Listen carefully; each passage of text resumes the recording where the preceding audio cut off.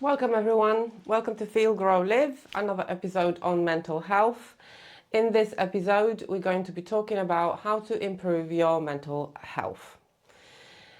As usual, I don't talk about stuff that you can easily find online, but what I present and what I give you and what I share is an outcome of my career in mental health. So I have met a lot of people and worked with a lot of people who used to come to me with mental health issues, a lot of trauma, a lot of different experiences which contributed to the way they felt. If you're looking for this kind of information, that's really good. The first thing you need to know is that people who experience mental health issues are usually people who are sensitive, who have been through a lot. Mental health doesn't happen in a vacuum. It's a consequence of what you've been through and what your nervous system has been through. Another thing I want you to bear in mind, or kind of have an attitude of positivity, right? It's not the end of the world. You can change it all. But it requires you to start paying attention to yourself and stop neglecting yourself, right? So it requires the mindfulness about yourself, about your inner experience. And just so you know, you're not going to get very far with your mind or with yourself if you are seeing yourself in a negative light and if you think that there's something wrong with you. Mental health profession as a whole has been focused on this approach of, these are the problems, these are the symptoms. We're not asking why anymore. I don't think we ever had. So I want you to open up to the possibility that this is good news, that you having some issues and you're trying to find a solution. When it comes to information about psychology and mental health online, I don't know about you, but I can tell you as someone who studied psychology at university and then trained as a psychotherapist, I can tell you that it's incredibly overwhelming. The information out there is confusing. It doesn't really help. This doesn't mean you can't help yourself. Of course you can. But for that, you need simplicity and clarity, because the reasons for your issues are very specific to you. So it's really about becoming curious about yourself. Okay, I'll give you all the information that you need in order to have a mindset about your inner experience and your mind. But you need to be gentle with yourself, and it's not about remembering. It's not about remembering all the information. It's about seeing what resonates and what actually you need. Because very often people self-diagnose with a lot of things when it comes to their psychology. They hear it from friends, oh, I have the same issue, and they put a lot of labels on themselves. And labels really don't help, because one of the secrets of psychiatry and psychology in general is that all those labels are recycled ways of anxiety and depression, different combinations of those. They just keep rebranding them, they keep putting them in different chunks, right? So depending on in which decade you would go to a psychiatrist or psychologist, you would be given a completely different diagnosis. An example would be a bipolar disorder, which used to be called manic depression. So you would go into mania or depression. So that was more accurate, I think. But just an example, but there are a lot of examples like that. So whatever you are suffering with, and if you're listening to this, I'm going to assume that you are curious and you need to help yourself, which you do. You need to become your best support, and you need to encourage yourself to actually learn about yourself, because that's the trick when it comes to elevating the symptoms. Once we become curious, once we stop neglecting our needs and become curious about them, a lot of them dissipate, right? So yeah, just go easy on yourself. Stop obsessing about the details, because no one really knows what's going on and we're all winging it. So it's all about becoming an expert on yourself, because your experience will change. The only constant in life is change. So as you growing up, maturing, changing, everything changes around you, and your inner experience also change. So yes, let's talk about your mental health and what it really is. You know, like, it depends who you ask. There are so many definitions of mental health and so many different diagnoses. But I do think that, first of all, the name mental health is very misleading. So it's not true. It's not the whole truth. Mental health is not mental. Mental health is not mental. This is where you feel it and experience it and become conscious about it, right? So we think, oh my God, my mind is going crazy. I have some anxiety or whatever. I can't think. I can't concentrate, etc. So yes, but really the truth here, I'm going to offer you some kind of like a broader explanation. So mental health has three components, and it's your psychology, emotions,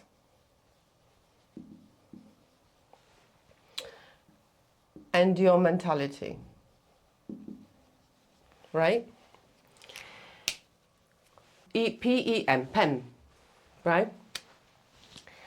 So your psychology is obviously your mind. Emotions is your body, because we have emotions in the body. We interpret them in our mind, in our brain, they're in the body. And mentality, you could say it's the brain / the mind. Okay? Some people refer to it as a psyche, but I'm going to keep it really simple. I'm just going to make you think about this experience in a slightly different way, and that's my aim here. And even though it may seem complicated, it will make things a lot simpler for you, and you will get clarity as to how to approach yourself.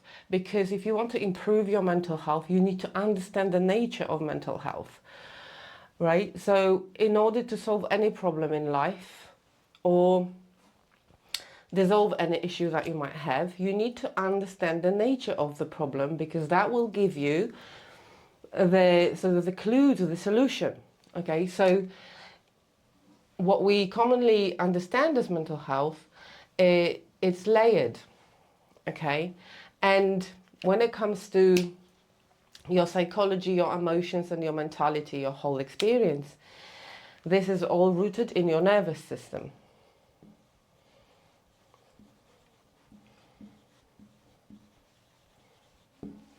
It's the body that goes through all the experiences, not only your head. It's the body which remembers everything that you went through, right? It's the body that sends the signals to the brain. Right? And your body reads your environment and remembers all the experiences, and it responds to everything you go through in a certain way. And I'm going to assume that your life has not been easy and you have been through a lot. So therefore, your nervous system has been through a lot. Your nervous system is spread all over your body, and your body feeds the information to your brain, and this is how we interpret it, right? This is how we put labels on it.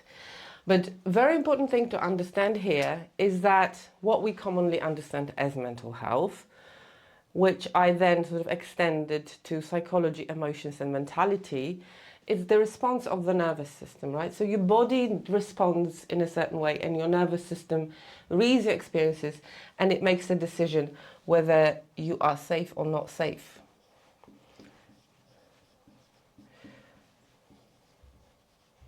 Right? So it's very likely that you have been through a lot. So your body has been through a lot of unsafe situations. And it responded in a way, it's a stress response, it's part of the stress response, of sympathetic response.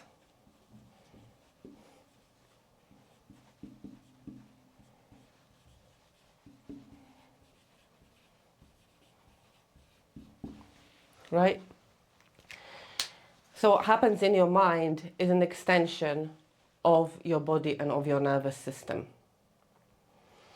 And then we can talk about your psychology and emotions once you understand that it all comes from the nervous system. Okay? So very often the way to improve your mental health, what we commonly understand as mental health, is through the body.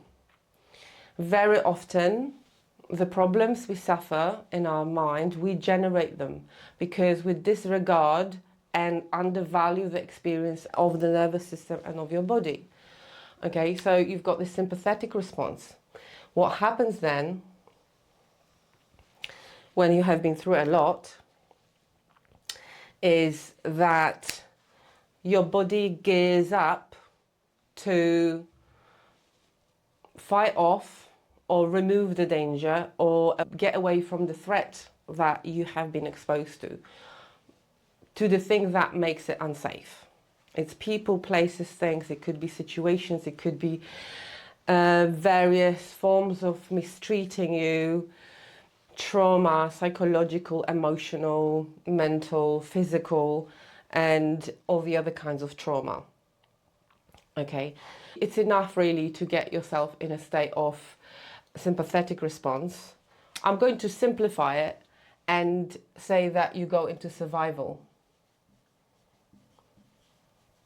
Right? You go into survival.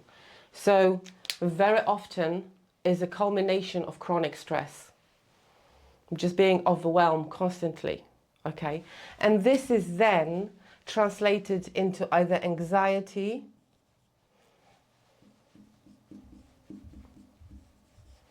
or depression.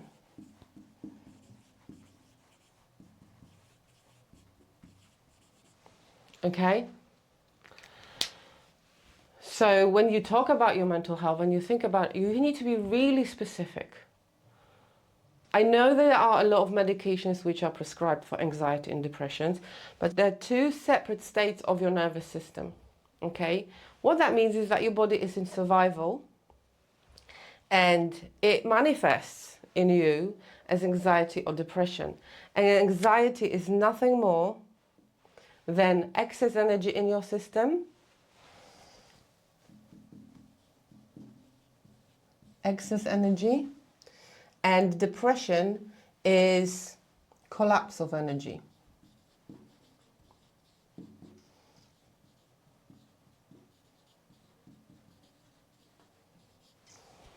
Okay,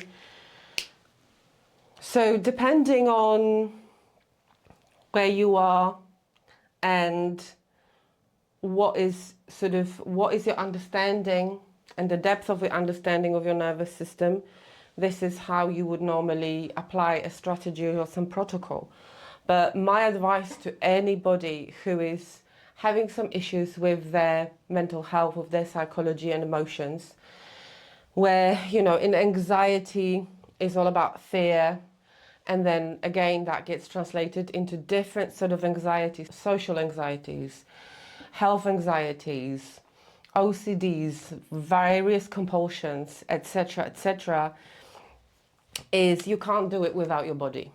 So you need to think through your body just as your nervous system does for you, right? So think about the health of your nervous system, because that means your nervous system is dysregulated, okay? Same with depression. It's a collapse of your internal resources. So there's very, very little energy. So again, through the body, through sleep, movement, very gentle movement, and baby steps, and building some kind of strength, because there's no strength in the nervous system. Once you're in survival, it's very sort of difficult to do anything, but whatever you're doing now, it's more difficult, right? One of the things that tell you, oh, it's difficult to work on yourself, right? No, being stressed, chronically stressed, is a lot more difficult, and living your life and making decisions and going about your life, and right. So this is sort of main foundation for when you're trying to improve your mental health and work on yourself. Thinking about positive attitude towards yourself, thinking about understanding yourself, understanding patterns of the nervous system, and obviously, you know, whether the reasons for your mental health being in the state it is are in the past or in the present. If it comes to you now, that means it is time.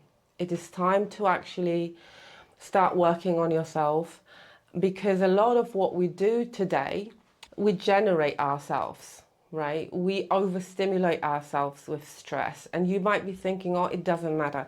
When it comes to you and your nervous system, everything you do or you don't do matters immensely. Don't think that, oh, it doesn't matter if I go out for the third time this week. It doesn't matter if I don't sleep and doom scroll for 7 hours. It does matter, because your nervous system is constantly listening, your body is constantly clocking in every single experience. And sometimes you've just run out of your capacity. Sometimes it's about making those really simple changes to your routine, to your sleep routine, to your rhythm, right? A lot of people do a lot of artificial things and they force themselves, right? Nervous system doesn't like force. Your mind doesn't like force. Stop forcing yourself. It's very uncomfortable for your nervous system, for your body, to be managing excess energy in your system, because it means adrenaline and cortisol on the chemical level. And of course, it's there for a reason, but when it's in your system for a long time, it gets into other tissues like your gut or your joints or whatever. So again, you know, when you think to yourself, oh, I'm an anxious person, do something about it, because anxiety is not a personality. Anxiety is a state, not a trait. And depression is also a state, not a trait.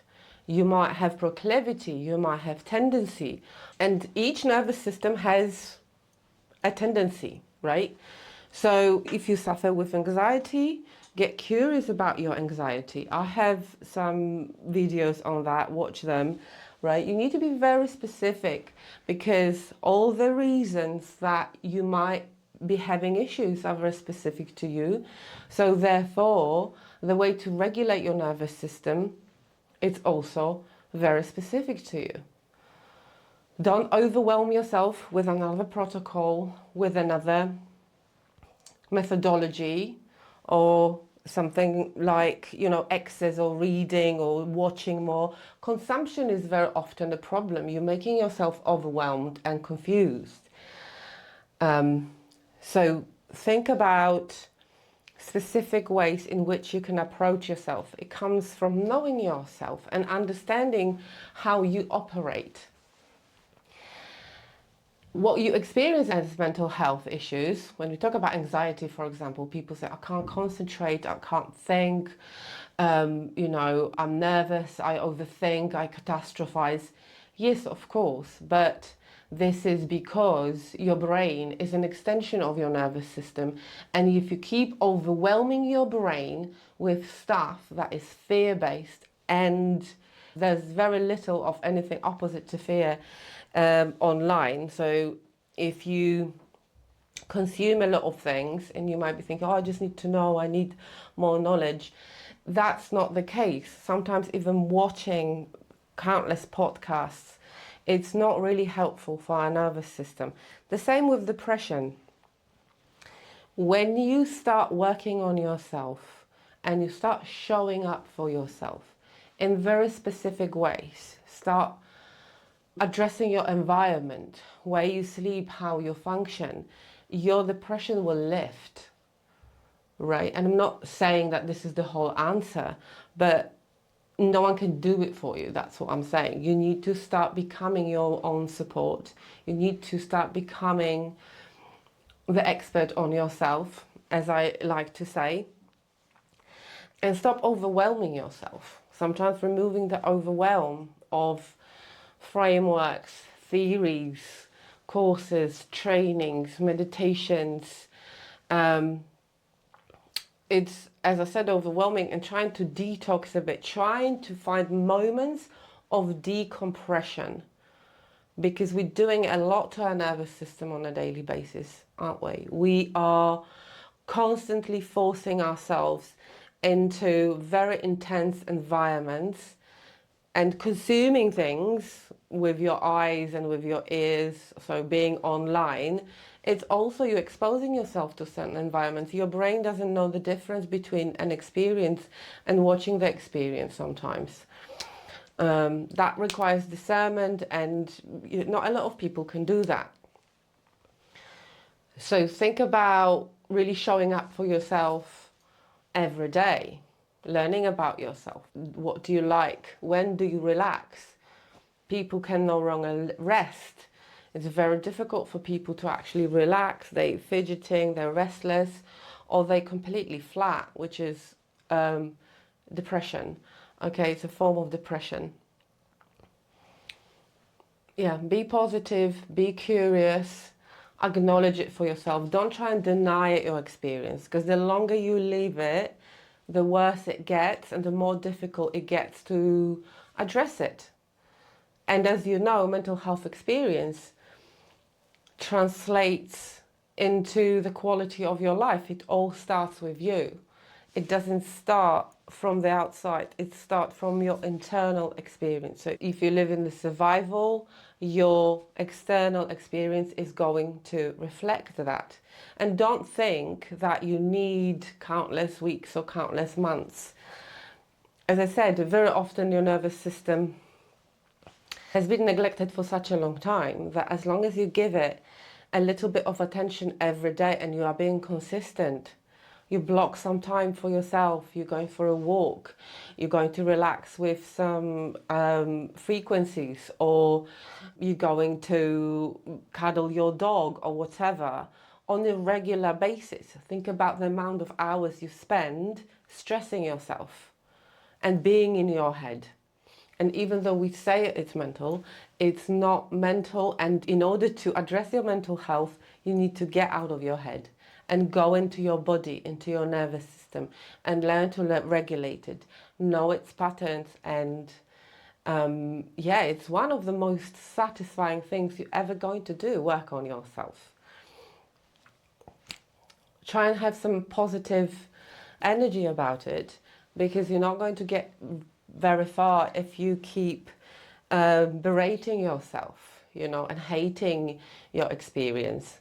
So yes, that's all from me. Thank you very much. If you find the information useful, drop me a comment, subscribe to my channel, because there's more coming. There are some videos already.